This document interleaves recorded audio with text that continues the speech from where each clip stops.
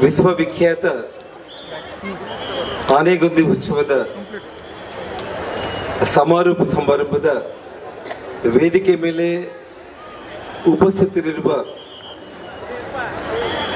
ಸನ್ಮಾನ್ಯ ಜಿಲ್ಲಾಧಿಕಾರಿಗಳಾಗಿರುವ ನಳಿನ್ ಅತುಲ್ ಅವರಿಗೆ ಮತ್ತು ಜಿಲ್ಲಾ ಪಂಚಾಯಿತಿ ಕಾರ್ಯನಿರ್ವಾಹಕ ಅಧಿಕಾರಿಗಳಾಗಿರುವ ರಾಹುಲ್ ರತ್ನಂ ಪಾಂಡೆ ಅವರಿಗೆ, ಕೊಪ್ಪಳ ಜಿಲ್ಲಾ ಪೊಲೀಸ್ ವರಿಷ್ಠಾಧಿಕಾರಿಗಳಾಗಿರುವ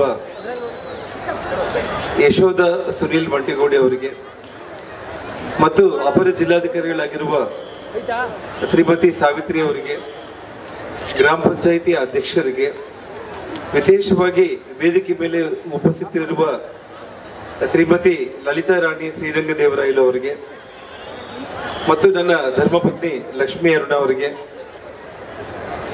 ಗ್ರಾಮ ಪಂಚಾಯಿತಿ ಉಪಾಧ್ಯಕ್ಷರಿಗೆ, ಈ ಒಂದು ಕಾರ್ಯಕ್ರಮದಲ್ಲಿ ಆಗಮಿಸಿರುವ ಎಲ್ಲ ಕಲಾವಿದರಿಗೆ, ಕಲಾ ಬಂಧುಗಳಿಗೆ, ನನ್ನ ಗಂಗಾವತಿ ವಿಧಾನಸಭಾ ಕ್ಷೇತ್ರದ ನನ್ನ ಎಲ್ಲ ತಂದೆ ತಾಯಿಂದರಿಗೆ, ಅಕ್ಕ ತಂಗಿಯರಿಗೆ, ಅಣ್ಣ ತಮ್ಮಂದರಿಗೆ, ಮಾಧ್ಯಮದ ಸ್ನೇಹಿತರಿಗೆ ಎಲ್ರಿಗೂ ಕೂಡ ಮೊದಲನೇದಾಗಿ ನನ್ನ ಹೃತ್ಪೂರ್ವಕವಾದ ಅಭಿವಂದನೆಗಳನ್ನ ನಾನು ಸಲ್ಲಿಸ್ತಾ ಇದ್ದೇನೆ. ಬಂಧುಗಳೇ, ನಾನು ಆನೆಗೊಂದಿ ಉತ್ಸವ ಜನವರಿ ತಿಂಗಳಲ್ಲಿ 27, 28, 29 ಮಾಡುವಂತ ಉದ್ದೇಶ ಇತ್ತು. ಆದರೆ ಇಡೀ ನಮ್ಮ ನಾಡಲ್ಲಿ ಬರೆದ ಒಂದು ಸ್ಥಿತಿ ಇರೋ ಕಾರಣ ಈ ಕಾರ್ಯಕ್ರಮ ಮಾಡೋದು ಬೇಡ ಅನ್ನುವಂಥ ಒಂದು ರೀತಿಯಲ್ಲಿ ನಾನು ಸರ್ಕಾರ ಮಂತ್ರಿಗಳ ಹತ್ರ ಯಾರ ಹತ್ರ ಕೂಡ ಆ ಪ್ರಸ್ತಾಪ ಕೂಡ ನಾನು ಮಾಡಲಿಲ್ಲ, ನಾನು ಸುಮ್ಮನೆ ಆಗಿದ್ದೆ. ಆದರೆ ಮೈಸೂರು ದಸರಾ ಮತ್ತು ಹಂಪಿ ಉತ್ಸವ ಎರಡೂ ಮಾಡಿದ ಮೇಲೆ, ಕನಕಗಿರಿ ಉತ್ಸವ ಕೂಡ ಮಾಡಿದ ಮೇಲೆ, ಇವತ್ತು ವಿಜಯನಗರ ಸಾಮ್ರಾಜ್ಯದ ಮೊದಲ ರಾಜಧಾನಿ, ಎಷ್ಟೇ ಕಷ್ಟ ಆದರೂ ಕೂಡ ಇವತ್ತು ಇಡೀ ಜಗತ್ತೇ ನೋಡುವಂತ ಒಂದು ಈ ಪುಣ್ಯಭೂಮಿಯಲ್ಲಿ ಆನೆಗೊಂದಿ ಉತ್ಸವ ಮಾಡಲೇಬೇಕು ಅಂತೇಳಿ ನನ್ನ ಆತ್ಮೀಯ ಸಹೋದರ ಜಿಲ್ಲಾ ಉಸ್ತುವಾರಿ ಸಚಿವರಾಗಿರುವಂತಹ ಶಿವರಾಜ್ ತಗಡ್ಗಿ ಅವರು, ಅಣ್ಣ ನೀವು ಯಾವುದೇ ಕಾರಣಕ್ಕೂ ಕೂಡ ನಾವು ಮಾಡೋಣ, ಈ ಕಾರ್ಯಕ್ರಮ ಮಾಡಲೇಬೇಕು ಅಂತೇಳಿ ಅವರು ನನ್ನಲ್ಲಿ ಕೇಳಿದಾಗ ನಾನು ಇಲ್ಲ ಅಂತ ಅನ್ಲಿಕ್ಕೆ ಆಗ್ಲಿಲ್ಲ. ಬಂಧುಗಳೇ, ಕೇವಲ 10 ದಿವಸಗಳ ಹಿಂದೆನೆ ನಾವು ತೀರ್ಮಾನ ಮಾಡಿದ್ದು. ಆದರೆ ಈ ವಿಷಯದಲ್ಲಿ ನಾನು ತುಂಬ ಹೃದಯದಿಂದ ನಾನು ಮೆಚ್ಕೋಬೇಕಾಗಿದ್ದು ಮತ್ತು ತಮ್ಮೆಲ್ಲರ ಪರವಾಗಿ ಅಭಿನಂದನೆಗಳನ್ನ ನಾನು ಸಲ್ಲಿಸಬೇಕಾಗಿರೋದು ನಮ್ಮ ಜಿಲ್ಲಾ ಆಡಳಿತಕ್ಕೆ. ಅದರಲ್ಲಿ ವಿಶೇಷವಾಗಿ ನಮ್ಮ ಜಿಲ್ಲಾಧಿಕಾರಿಗಳಾಗಿರುವಂತ ನಳಿನ್ ಅತುಲ್ ಅವರು, ರಾಹುಲ್ ರತ್ನಂ ಪಾಂಡೆ ಅವರು, ನಮ್ಮ SP ಅವರು, ಯಶೋಧ ಅವರು, ಎಲ್ಲರೂ ಕೂಡ ಎಲ್ಲ ಅಧಿಕಾರಿಗಳು ತುಂಬಾ ಅಚ್ಚುಕಟ್ಟಾಗಿ, ಯಾಕೆಂದ್ರೆ ನಾನು ಬೆಂಗಳೂರಲ್ಲಿ ವಿಧಾನಸಭೆ ಅಧಿವೇಶನ ನಡೀತಾ ಇತ್ತು.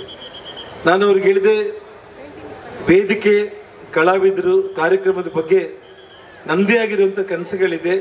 ನಾನಿಲ್ಲೇ ಬೆಂಗಳೂರಲ್ಲಿ ಅಸೆಂಬ್ಲಿ ನಡೆಯುವಂಥ ಸಮಯದಲ್ಲಿ ನಾನು ನಿರ್ಧಾರ ಮಾಡ್ತೀನಿ. ಉಳಿದಂತೆ ತಾವೆಲ್ಲ ಜವಾಬ್ದಾರಿ ತಗೋಬೇಕು ಅಂತಂದ್ರೆ, ಇಷ್ಟೆಲ್ಲ ಜನರು ಇಷ್ಟು ದೊಡ್ಡ ಪ್ರಮಾಣದಲ್ಲಿ 2 ದಿವಸಗಳಲ್ಲಿ ಸುಮಾರು 70-80 ಸಾವಿರ ಜನರು ಈ ಕಾರ್ಯಕ್ರಮಕ್ಕೆ ಬರಬೇಕು ಅಂತಂದ್ರೆ ನಾವೆಲ್ಲರೂ ಕೂಡ ತುಂಬು ಹೃದಯದಿಂದ ಚಪ್ಪಾಳೆ ಮೂಲಕ ನಾವು ನಮ್ಮ ಜಿಲ್ಲಾಡಳಿತಕ್ಕೆ ನಾವು ಅಭಿನಂದನೆಗಳನ್ನ ಸಲ್ಲಿಸಬೇಕು ಅಂತ ಹೇಳಿ ನಾನು ಮನವಿ ಮಾಡಿಕೊಳ್ತಾ ಇದ್ದೀನಿ ಬಂಧುಗಳೇ. ಯಾಕೆಂದ್ರೆ ಉತ್ಸವಗಳು ಅಂತಂದ್ರೆ ಸಾರ್ವಜನಿಕರಿಗೆ ಅದು ವಿಶೇಷವಾಗಿ ಒಂದು ಕಾಲದಲ್ಲಿ ವಜ್ರ ವೈಡೂರ್ಯಗಳು, ಮುತ್ತು ರತ್ನಗಳನ್ನ ಮಾರಿರುವಂತ ಈ ಒಂದು ಪುಣ್ಯ ಭೂಮಿ, ಈ ನೆಲ. ಇವತ್ತು ನಾವು ಆನೆಗೊಂದಿ ಅಂತಂದ್ರೆ ಸಾಕ್ಷಾತ್ ಈ ಕಿಷ್ಕಿಂಧ ಭೂಮಿಯಲ್ಲಿ ನಿನ್ನೆ ನಮ್ಮ ಹಂಸಲೇಖ ಅವರು ಹೇಳ್ತಾ ಇರೋ ರೀತಿಯಲ್ಲಿ ಜಟಾಯು ಪಕ್ಷಿ ಇವತ್ತು ರಾಮ ಲಕ್ಷ್ಮಣರಿಗೆ ದಕ್ಷಿಣ ಭಾಗಕ್ಕೆ ಆ ಶಬರಿ ತಾಯಿ ನಿಮಗೋಸ್ಕರ ಎದುರು ನೋಡ್ತಾ ಇದ್ದಾಳೆ ಅಂತೇಳಿ ಇಲ್ಲಿ ಕಳಿಸಿದ್ದು. ಆ ಶಬರಿ ತಾಯಿನ ಈ ಪುಣ್ಯದ ನೆಲದಲ್ಲೇ ಅವರು ಭೇಟಿಯಾಗಿದ್ದು, ಆ ತಾಯಿ ಮೂಲಕ ಹನುಮಂತ, ಸುಗ್ರೀವ, ಜಾಂಬವಂತ ಇವರೆಲ್ಲರನ್ನೂ ಕೂಡ ಭೇಟಿಯಾಗಿ ಇಲ್ಲಿಂದ ಲಂಕೆಗೆ ಹೋಗಿ ಅಲ್ಲಿ ರಾವಣಾಸುರನ ವಧೆ ಮಾಡಿ ಅಯೋಧ್ಯೆಯಲ್ಲಿ ಪಟ್ಟಾಭಿಷೇಕ ಆಗುವಂತವರೆಗೂ ಕೂಡ ಈ ಕಿಷ್ಕಿಂಧ ನೆಲದಲ್ಲಿ ಹುಟ್ಟಿರುವಂತ ನಮ್ಮ ಹನುಮಂತನ ಒಂದು ಸಹಕಾರದಿಂದ ಶ್ರೀರಾಮಚಂದ್ರ ಎಲ್ಲವುದನ್ನು ಕೂಡ ಸಾಧಿಸಿ ಪಟ್ಟಾಭಿಷೇಕವನ್ನ ಅವರ ಅಯೋಧ್ಯೆಯಲ್ಲಿ ಮಾಡಿಕೊಂಡ್ರು ಅನ್ನೋದು ನಮ್ಮ ಚರಿತ್ರೆ. ಅಂತ ಒಂದು ಈ ಪುಣ್ಯಭೂಮಿ ಇಲ್ಲಿ ವಿಶೇಷವಾಗಿ ನಾನು ತಮಗೆಲ್ಲ ಗೊತ್ತಿರೋ ರೀತಿಯಲ್ಲಿ 11-12 ವರ್ಷ ರಾಜಕೀಯ ಜೀವನದಿಂದ ದೂರ ಇರುವಂತಹ ಒಂದು ಸಂದರ್ಭದಲ್ಲಿ ನಂತರ ಸಾರ್ವಜನಿಕ ಬದುಕಿಗೆ ನಾನು ಬರಬೇಕು ಅಂತ ಹೇಳಿ ತೀರ್ಮಾನ ಮಾಡಿದಾಗ ತಮಗೆಲ್ಲ ಗೊತ್ತಿರುವಂತಹ ಒಂದು ರೀತಿಯಲ್ಲಿ ಮಗಳ ಹೆರಿಗೆ ಆಗಿರುವಂತ ಸಂದರ್ಭದಲ್ಲಿ ಮೊಮ್ಮಗಳು ಹುಟ್ಟಿದಾಳೆ ಅನ್ನುವಂತ ಸಂತೋಷ ಕೂಡ ನನಗೆ ಆಗದೆ ಇರುವಂತ ಒಂದು ರೀತಿಯಲ್ಲಿ ನಮ್ಮವರು ಇನ್ನೊಬ್ಬರು ಶತ್ರುಗಳು ಎಲ್ಲರೂ ಕೂಡ ಸೇರಿ ಊರಿಂದ ಆಚೆಗೆ ಹೋಗ್ಬೇಕು ಅನ್ನೋಂಥ ಒಂದು ಪರಿಸ್ಥಿತಿ ಬಂದಾಗ ನಾನು ಡೆಲ್ಲಿಯಲ್ಲಿ ಎಲೆಕ್ಷನ್ ಕಮಿಷನ್ ಜೊತೆಯಲ್ಲಿ ಇದ್ದಾಗ ನನ್ನ ಶ್ರೀಮತಿ ಲಕ್ಷ್ಮೀ ಅರುಣ ಅವರು ಗಂಗಾವತಿಗೆ ಬಂದು ಅಲ್ಲಿ ಗೃಹ ಪ್ರವೇಶ ಮಾಡೋದಕ್ಕೆ ವ್ಯವಸ್ಥೆ ಮಾಡಿಕೊಂಡ್ರು. ಗೃಹ ಪ್ರವೇಶ ಮುಗಿದ ನಂತರ ಬಳ್ಳಾರಿಗೆ ಹೋಗ್ತಾನೆ ಅವರಲ್ಲಿ ಕಣ್ಣೀರಲ್ಲಿ ನೀರಾಗ್ತಾನೆ ನನ್ನ ಜೊತೆ ಒಂದು ಮಾತಂದ್ರು, ಹುಟ್ಟಿ ಬೆಳೆದಿರೋ ಬಳ್ಳಾರಿ ಬಿಟ್ಟು ಇನ್ನೊಂದು ಊರಿಗೆ ನೀನು ಬಂದು ಇವತ್ತು ಈ ರೀತಿ ಎಲ್ಲ ವ್ಯವಸ್ಥೆಗಳಾಗ್ತಾ ಇದೆ ಅಂತ ಹೇಳಿ. ನಾನು ಹೇಳಿದೆ ಆ ಭಗವಂತ ಇದ್ದಾನಂತ ಹೇಳಿ. ಇವತ್ತು ನಿನ್ನೆಯಿಂದ ಇವತ್ತಿನವರೆಗೂ ಅವ್ರಿಗೆ ಎಷ್ಟು ಖುಷಿಯಾಗಿದೆ ಅಂತಂದ್ರೆ ಆ ಸಾಕ್ಷಾತ್ತು ಹನುಮಂತನೇ ಇವತ್ತು ನಿನ್ನನ್ನ ಈ ಪುಣ್ಯಕ್ಷೇತ್ರಕ್ಕೆ ಗಂಗಾವತಿ ಕರೆಸ್ಕೊಂಡಿದ್ದಾನೆ. ನೀನ್ ಮಾಡ್ಕೊಂಡಿರುವಂತ ಒಂದು ಪುಣ್ಯ ಆ ಸಾಕ್ಷಾತ್ತು ಹನುಮಂತನೇ ತನ್ನ ಪಾದದ ಹತ್ರ ನಿನ್ನ ಕರೆಸ್ಕೊಂಡು ಇವತ್ತು ನಿನ್ನಿಂದ ಕೆಲವೊಂದು ಒಳ್ಳೆ ಕೆಲಸಗಳು ಈ ಭಾಗಕ್ಕೆ ಆಗ್ಬೇಕು ಅಂತೇಳಿ ಇವತ್ತು ಜನರು ನೀವು ತೋರಿಸ್ತಾ ಇರುವಂತ ಒಂದು ಪ್ರೀತಿಗೆ ನಿಜವಾಗ್ಲೂ ಕೂಡ ಅವ್ರು ಇಷ್ಟು ಖುಷಿ ಪಟ್ಟಿದ್ದಾರೆ ಅಂತಂದ್ರೆ, ಯಾಕೆಂದ್ರೆ ನಾನು ಅವ್ರ ಬಗ್ಗೆ ಇವತ್ತು ಈ ಸಂದರ್ಭದಲ್ಲಿ ಮಾತಾಡಲೇಬೇಕಾಯ್ತು. ನನ್ನ ಕಷ್ಟದ ದಿನಗಳಲ್ಲಿ ನನ್ನ ಇಬ್ಬರು ಪುಟ್ಟ ಮಕ್ಕಳು, ಇಬ್ಬರು ಚಿಕ್ಕ ಮಕ್ಕಳಾಗಿದ್ರು. ಆ ಇಬ್ಬರು ಮಕ್ಕಳನ್ನ ಜೋಪಾನ ಮಾಡಿಕೊಂಡು ಮನೆಯನ್ನ ನಿಭಾಯಿಸಿಕೊಂಡು ನನ್ನ ನಂಬಿಕೊಂಡಿರುವಂತ ಜನರಿಗೆ ಎಲ್ಲಿ ಕೂಡ ಎದೆಗುಂದಿದ್ದೇನೆ. ಒಬ್ಬ ಮಹಿಳೆಯಾಗಿ ಅವ್ರೇನ್ ನಿಂತ್ಕೊಂಡು ಇವತ್ತು ಇಡೀ ನನ್ನದೇ ಆಗಿರುವಂತ ಒಂದು ಪುಟ್ಟ ಸಾಮ್ರಾಜ್ಯವನ್ನ ಅವರು ಕಾಪಾಡಿಕೊಂಡು ಬಂದು ಇವತ್ತು ಈ ಒಂದು ಸ್ಥಿತಿಗೆ ಇವತ್ತು ನಾನು ಇಷ್ಟು ಧೈರ್ಯವಾಗಿ ನಾನು ನಿಂತ್ಕೊಂಡಿದ್ದೀನಿ ಅಂತಂದ್ರೆ, ಎಷ್ಟೇ ಕಷ್ಟಗಳನ್ನ ನಾನು ಅನುಭವಿಸಿದ್ರು ಕೂಡ ಇವತ್ತು ನನ್ನ ಧರ್ಮಪತ್ನಿ ಲಕ್ಷ್ಮೀ ಅರುಣ ನನ್ನ ಬೆನ್ನ ಹಿಂದೆ ಇದ್ದಿದ್ದಕ್ಕೆ ಅಂತೇಳಿ ಇವತ್ತು ನಾನು ಮನಸ್ಫೂರ್ತಿಯಾಗಿ ತಮ್ಮ ಮುಂದೆ ಹೇಳ್ಬೇಕಾಗುತ್ತೆ ಬಂಧುಗಳು. ಇವತ್ತು ನಮ್ಮ ಆನೆಗೊಂದಿ ಭಾಗದಲ್ಲಿ ಅಭಿವೃದ್ಧಿ ವಿಚಾರಗಳಾಗಿರ್ಬೋದು, ಏನೇ ಆಗಿರ್ಬೋದು, ಯಾವುದೇ ಒಂದು ವಿಚಾರದಲ್ಲಿ ಕೂಡ ಇವತ್ತು ಸಾಕಷ್ಟು ನಾನು ಯೋಜನೆಗಳನ್ನ ನಾನು ರೂಪಿಸಿಕೊಂಡಿದ್ದೀನಿ.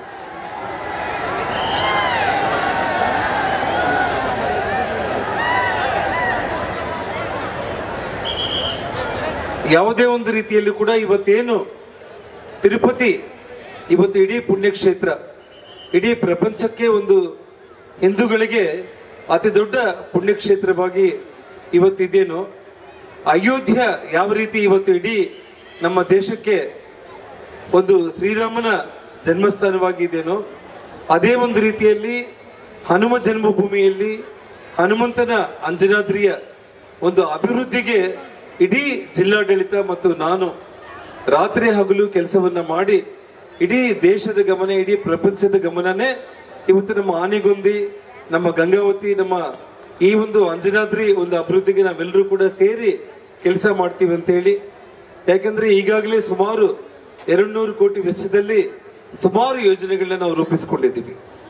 ಬರುವಂತ ದಿನಗಳಲ್ಲಿ ಸನ್ಮಾನ್ಯ ಮುಖ್ಯಮಂತ್ರಿಗಳು ಪ್ರತಿ ವರ್ಷ ಒಂದು 100 ಕೋಟಿ ಹಣವನ್ನು ಕೊಡೋದಕ್ಕೆ ಈಗಾಗಲೇ ಅವರು ನನಗೆ ಮಾತನ್ನು ಕೊಟ್ಟಿದ್ದಾರೆ.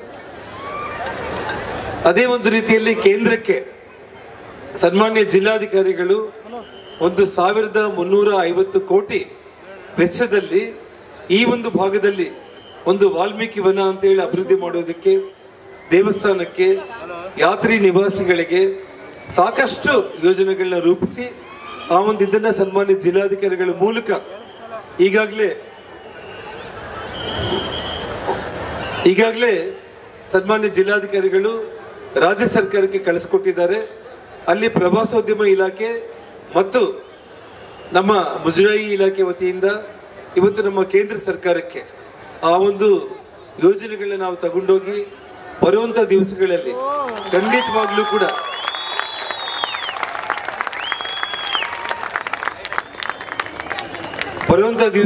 ಖಂಡಿತವಾಗ್ಲೂ ಕೂಡ ದೇಶದ ಪ್ರಧಾನಮಂತ್ರಿಗಳಾಗಿರುವಂತ ಸನ್ಮಾನ್ಯ ನರೇಂದ್ರ ಮೋದಿ ಅವರ ಒಂದು ಸಹಕಾರದಿಂದ, ಕೇಂದ್ರ ಸರ್ಕಾರದ ಒಂದು ಸಹಕಾರದಿಂದ ಖಂಡಿತವಾಗ್ಲೂ ಕೂಡ ಸಾವಿರಾರು ಕೋಟಿ ಹಣವನ್ನ ಈ ಭಾಗಕ್ಕೆ ತಗೊಂಡು ಬರುವಂತ ಒಂದು ನಂಬಿಕೆ, ಆತ್ಮವಿಶ್ವಾಸ, ಆ ಹನುಮಂತನ ಆಶೀರ್ವಾದದಿಂದ ಖಂಡಿತವಾಗ್ಲೂ ಕೂಡ ಜಗತ್ತೇ ತಿರುಗಿ ನೋಡುವಂತ ಒಂದು ರೀತಿಯಲ್ಲಿ ಗಂಗಾವತಿ ವಿಧಾನಸಭಾ ಕ್ಷೇತ್ರವನ್ನ, ಅಂಜನಾದ್ರಿಯನ್ನ ಅಭಿವೃದ್ಧಿ ನಾನು ಮಾಡೇ ಮಾಡ್ತೀನಿ ಅಂತೇಳಿ ಇವತ್ತು ನಾನು ನಿಮಗೆ ಮಾತು ಕೊಡ್ತಾ ಇದ್ದೀನಿ ಬಂಧುಗಳೇ. ಜೊತೆಗೆ ಇವತ್ತೇನು ನಮ್ಮ ಪೊಲೀಸ್ ವರಿಷ್ಠಾಧಿಕಾರಿಗಳು ಯಶೋಧ ಸುನೀಲ್ ಮಟ್ಟಿಗೋಡಿ ಅವರು ಒಂದು ಮಾತನ್ನು ಹೇಳಿದ್ರು, ಬರೋ ದಿವಸಗಳಲ್ಲಿ ಆನೆಗೊಂದಿ ಉತ್ಸವಕ್ಕೆ ಜಮೀನ್ ಸಾಲಲ್ಲ ಅಂತೇಳಿ. ಈಗಾಗಲೇ ನಮ್ಮ ಜಿಲ್ಲಾಧಿಕಾರಿಗಳು ಸುಮಾರು 70 ಎಕರೆ ಜಮೀನನ್ನ ಇವತ್ತು ವಶಪಡಿಸಿಕೊಂಡು ಇವತ್ತು ಅಂಜನಾದ್ರಿ ಹನುಮಂತನ ಒಂದು ಅಭಿವೃದ್ಧಿಗೋಸ್ಕರ, ಇವತ್ತು ಯಾತ್ರಾರ್ಥಿ ಮತ್ತು ಪ್ರವಾಸಿಗರಿಗೋಸ್ಕರ ಇವತ್ತು ಎಲ್ಲ ಪ್ರವಾಸಿಗರು ಮತ್ತು ಭಕ್ತಾದಿಗಳಿಗೆ ಸಾಕಷ್ಟು ಸವಲತ್ತುಗಳನ್ನ ಒದಗಿಸಬೇಕು ಅಂತ ಹೇಳಿ 70 ಎಕರೆ ಜಮೀನನ್ನ ನಾವು ತಗೊಳ್ತಾ ಇದ್ದೀವಿ. ಖಂಡಿತವಾಗ್ಲೂ ಕೂಡ ತಮ್ಮ ಆಶಯದಂತೆ 100ಕ್ಕೆ 100 ಬರುವಂತ ದಿವಸಗಳಲ್ಲಿ, ಯಾಕೆಂದ್ರೆ ನಾನು ಹಂಪಿ ಉತ್ಸವ ಮಾಡಿರುವಂತ ಸಂದರ್ಭದಲ್ಲಿ 3 ದಿವಸಗಳಲ್ಲಿ 25 ಲಕ್ಷ ಜನಸಂಖ್ಯೆ ಅಲ್ಲಿಗೆ ಬಂದಿತ್ತು. ಖಂಡಿತವಾಗ್ಲೂ ಕೂಡ ಬರೋ ದಿವಸಗಳಲ್ಲಿ ರಾಜ್ಯ ಮತ್ತು ಕೇಂದ್ರ ಕೂಡ ಇದರಲ್ಲಿ ಇನ್ವಾಲ್ವ್ ಆಗೇ ಆಗ್ತಾರೆ.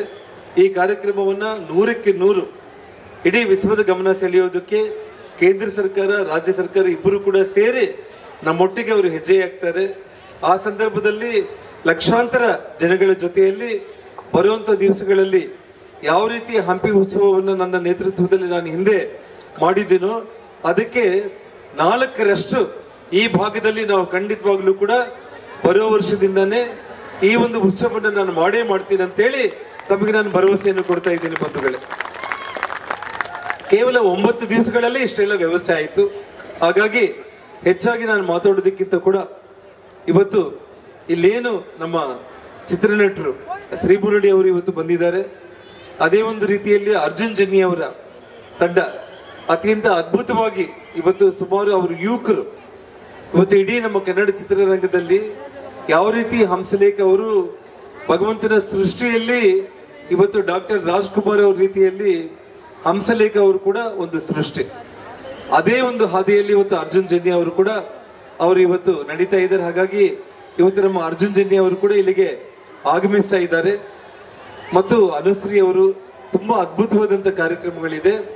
ನಾನು ನಿಮ್ಮಲ್ಲಿ ಮನವಿ ಮಾಡ್ಕೊಳ್ಳೋದು ಒಂದೇನಂತಂದ್ರೆ, ಯಾವುದೇ ಕಾರಣಕ್ಕೂ ಕೂಡ ನಮ್ಮ SP ಅವರು ಹೇಳಿದಾಗೆ ತಾವು ಎಲ್ಲಿ ಕೂಡ ಈ ರೀತಿ ಸ್ವಲ್ಪ ಕೂಡ ಗೊಂದಲ ಮಾಡಬಾರ್ದು. ತಾವೆಲ್ಲರೂ ಕೂಡ ಎಷ್ಟು ನಿಶ್ಶಬ್ದವಾಗಿದ್ರೆ ಕಲಾವಿದರಿಗೆ ವೇದಿಕೆ ಮೇಲೆ ಬರ್ಲಿಕ್ಕೆ ಕೂಡ ಅಷ್ಟು ಖುಷಿ ಆಗುತ್ತೆ. ಈಗಾಗಲೇ ನಮ್ಮ SP ಅವರು ಏನು ಹೇಳಿದ್ದಾರೆ, ಯಾಕಂದ್ರೆ ಕೆಲವೊಂದು ವಿಷಯಗಳನ್ನ ಅವರೇ ಹೇಳಬೇಕು. ಅವ್ರು ಹೇಳಿದ ತಕ್ಷಣ ಸುಮಾರು 99% ಎಲ್ಲರೂ ನಿಶ್ಶಬ್ದವಾಗಿ ತುಂಬಾ ಶಾಂತಿಯುತವಾಗಿ ಕುಂತಿದ್ದೀರಾ. ಇನ್ನೊಂದು 10% ಕೂಗಾಡ್ತಾ ಇದ್ದೀರಾ, ಅದನ್ನೂ ಬೇಡ.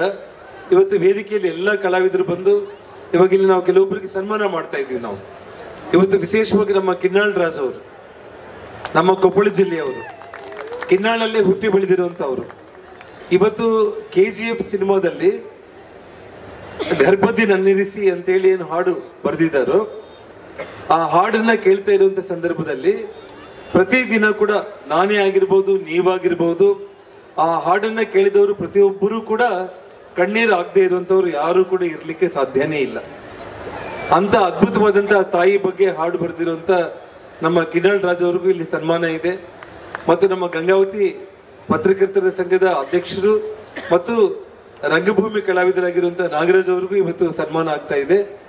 ಮತ್ತು ಕೆಲವೊಂದು ನಮ್ಮ ದುರ್ಗಾ ಪರಮೇಶ್ವರಿ ದೇವಸ್ಥಾನದಲ್ಲಿ ನಮ್ಮ ಜಿಲ್ಲಾಧಿಕಾರಿಗಳು ಏನು ಮೆರವಣಿಗೆ ಕಾರ್ಯಕ್ರಮ ದುರ್ಗಾ ಪರಮೇಶ್ವರಿ ದೇವಾಲಯದಿಂದನೇ ಪ್ರಾರಂಭ ಮಾಡಬೇಕು ಅಂತೇಳಿ ಅವರು ನಿಶ್ಚಯ ಮಾಡಿದ್ರು. ಅಲ್ಲಿ ಆನೆ ಮೇಲೆ ಅಂಬಾರಿಯಲ್ಲಿ ಆ ತಾಯಿ ದುರ್ಗಾ ಮಾತೆಗೆ ಪೂಜೆಯನ್ನು ಸಲ್ಲಿಸಿರುವಂತ ನಮ್ಮ ಸ್ವಾಮಿಯವ್ರನ್ನು ಕೂಡ ಇಲ್ಲಿ ಕರೆದಿದ್ದೀವಿ. 3-4 ಮಂದಿಗೆ ಸನ್ಮಾನ ಆದ ತಕ್ಷಣ ಉಳಿದಿರುವಂತ ಎಲ್ಲಾ ಕಾರ್ಯಕ್ರಮಗಳು ಕೂಡ ಪ್ರಾರಂಭ ಆಗುತ್ತೆ. ತಾವೆಲ್ಲರೂ ಕೂಡ ತುಂಬಾ ಶಾಂತಿಯುತವಾಗಿ ಎಲ್ಲಿ ಕೂಡ ಜನರು ಏನಂತಂದ್ರೆ, ಯಾಕಂದ್ರೆ ಇವಾಗ ನೀವು 30,000 ಜನ ಇದ್ದೀರಿ, ಬರೋ ವರ್ಷ 3 ಲಕ್ಷ ಜನ ಆಗ್ತಾರೆ. ಇಡೀ ದೇಶದಿಂದ ಬರ್ತಾರೆ ನಮ್ಮ ಆನೆಗೊಂದಿಯನ್ನು ನೋಡ್ಲಿಕ್ಕೆ. ಹಾಗಾಗಿ ನಾವು ಅವರೆಲ್ಲರನ್ನು ಕೂಡ ಸ್ವಾಗತ ಮಾಡಬೇಕಾಗುತ್ತೆ ಅಂತ ಹೇಳಿ ಈ ಒಂದು ನನ್ನ 2 ಮಾತುಗಳನ್ನ ನಾನು ಮುಕ್ತಾಯ ಮಾಡ್ತಾ ಇದ್ದೇನೆ.